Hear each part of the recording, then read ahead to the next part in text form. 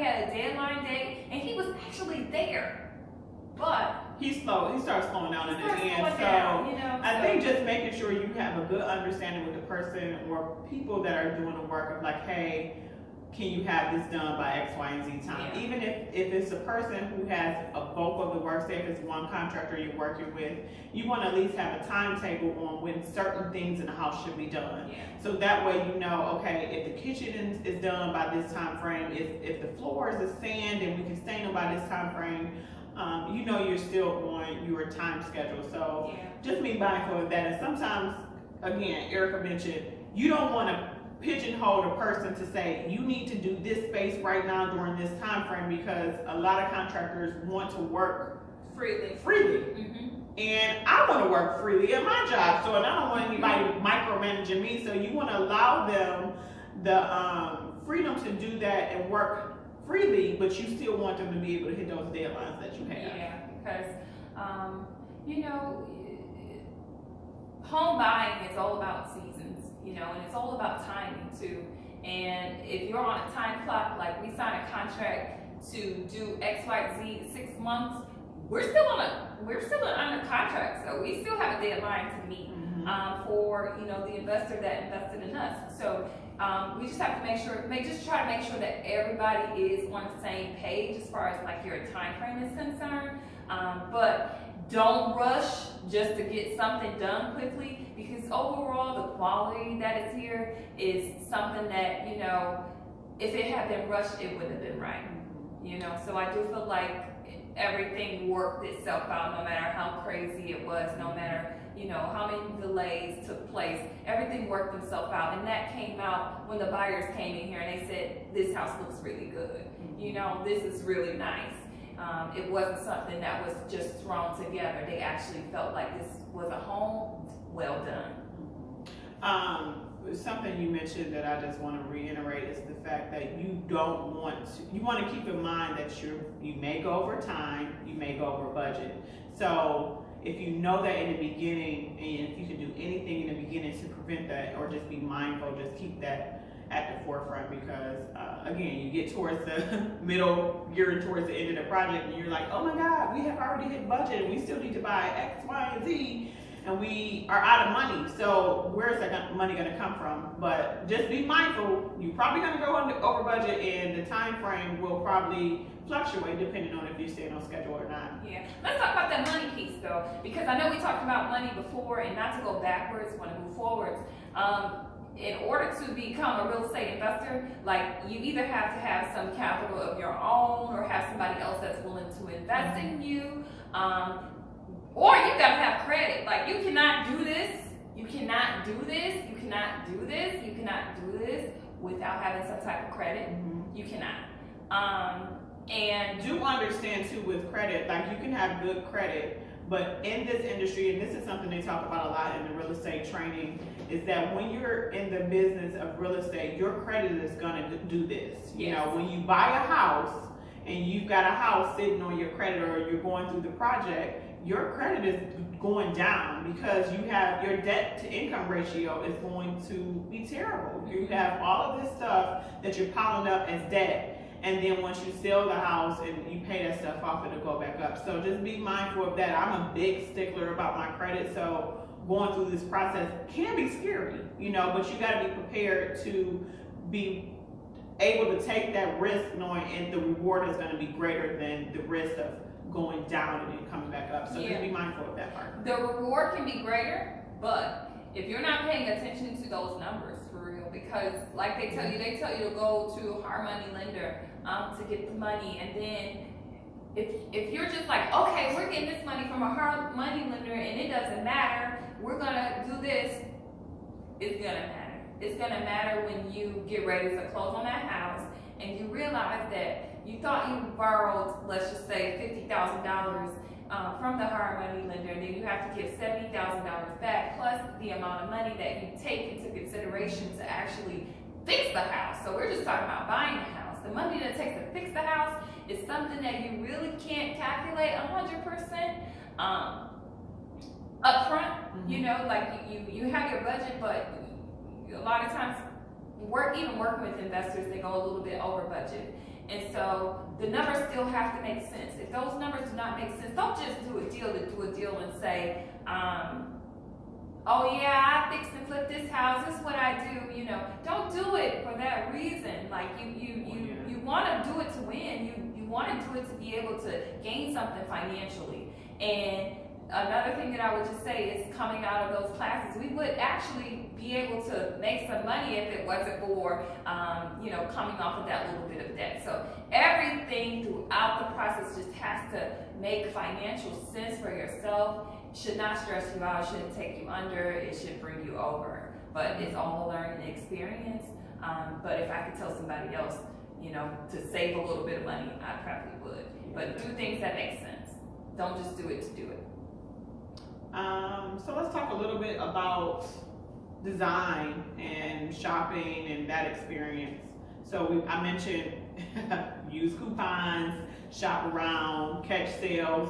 For the most part, I found one of my favorite stores wound up being Menards. I don't know why. Menards are low. Told you I love Menards. Like I do not like Home Depot is cool, and I shop at Home Depot a lot when I'm buying stuff for my personal home. Mm-hmm. But during this project, I found that Menards had a lot of more modern, updated things that we wanted to use throughout the house.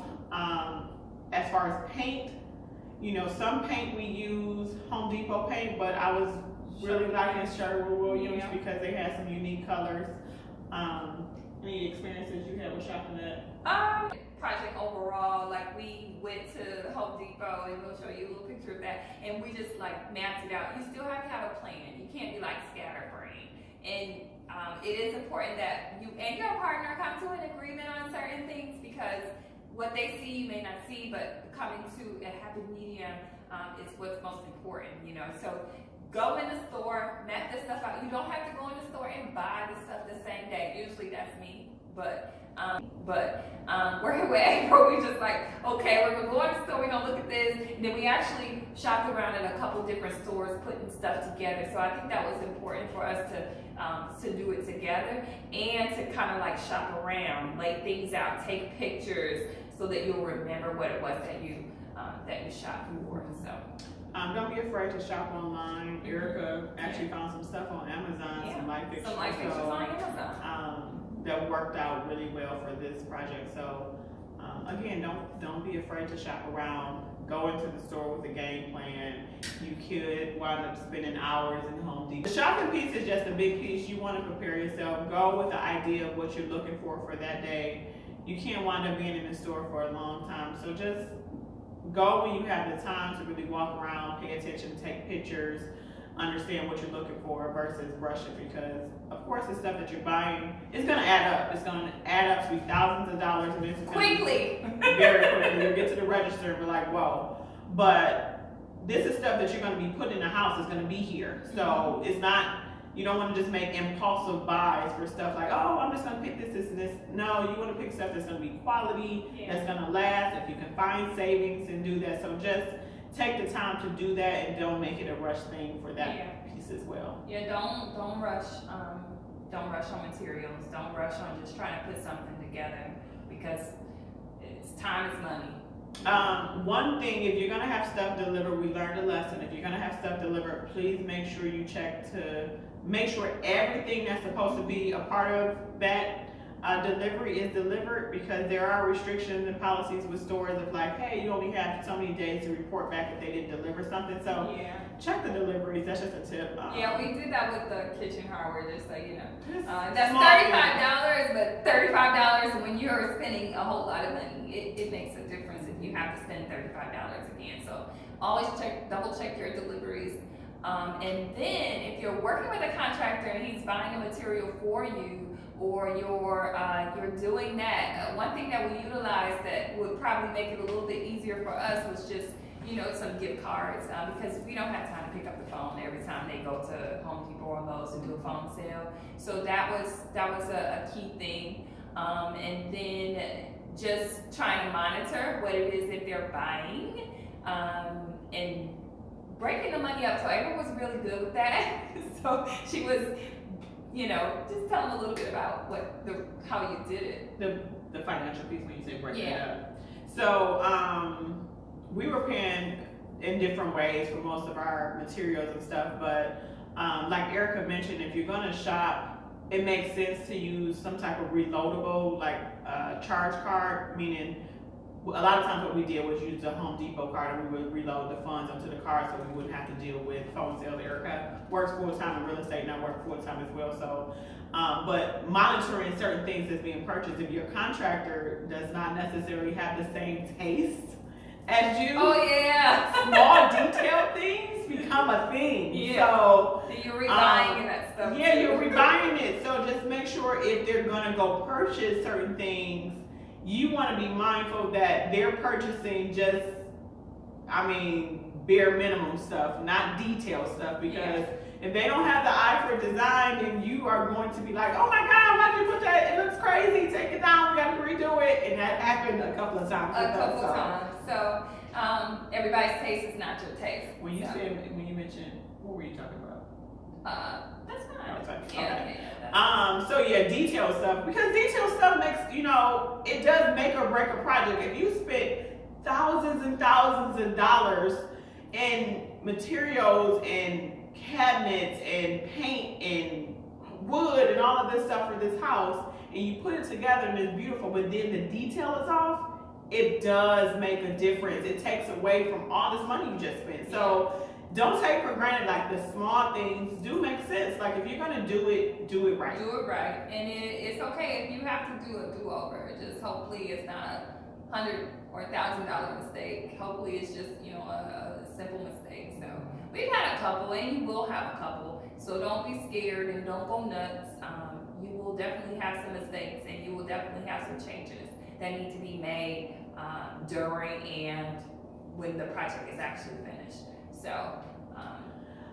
So let's talk about big takeaways overall, like big picture takeaways. Big picture takeaway for me is knowing initially that, of course, the budget piece, because I'm the budget police, knowing that we're going to go over budget, because me, in my heart of hearts, I thought we had a budget and we would stay on budget because that's what I wanted to do. But knowing whatever you're saying you're going to spend, have cushion for a little bit more. That was definitely one big takeaway for me. Yeah, big takeaway from me is time. So making sure that you do kind of like stay on top of the contractors to get things done, because if you miss the season, then you might miss the buyer. And so just kind of like staying on top of the contractors and then paying a little bit more attention to some of those details so that we wouldn't have had as many mistakes on this project as we had. So I would say just overseeing the project and time management and having realistic expectations, setting realistic expectations was a big takeaway for me. Overall, I'm happy with the project. Are you happy? I'm super happy with the project. I'm happy to have done it. I feel like this is a huge accomplishment. We didn't hit the 3-month mark, but we're still within the parameters of being under 6 months. So I think that's awesome. And this house is amazing. Like, seriously, I would buy this house if I was in the market of buying houses. And I'm not even just saying that because we did it, but I really do love the color scheme, the look. It's in Detroit, it's in the city, but it's in a very nice neighborhood. So I'm excited to see who buys this house. I like legit want to be on the TV show where they come back and see once it's decorated, because it's a really nice house. Yeah. So yeah, I'm excited. I'm excited for it to be over. I'm excited to make some money, but it has been a very cool experience. Yeah. And again, I always tell people, when you first walk into a house and you're going, oh my God, this house is so ugly, this, we can make it beautiful. We can make it pretty, just like we did this one, you know. So I like to say I make ugly houses pretty for a living, and we definitely did this one justice. So thank you guys for watching. We appreciate you. We're gonna show you a little tidbit, some little outtakes of the house, and anything else you want to say. Yes, this is not gonna be the last time that you see us. So keep your eye out for Level Up Properties, because we'll be coming to a neighborhood near you. And if you have a home or know someone who has a home that they want to sell, we're your girls. We're your girls. And just one more thing, for other people that are interested in real estate investment, if you want to reach out to us, we'll be more than happy to speak with you, consult with you on some things. And so just reach out to us. We'll leave some contact information at the end of this video. So again, look forward to looking for Level Up Properties. Thanks for watching. Thank you for watching.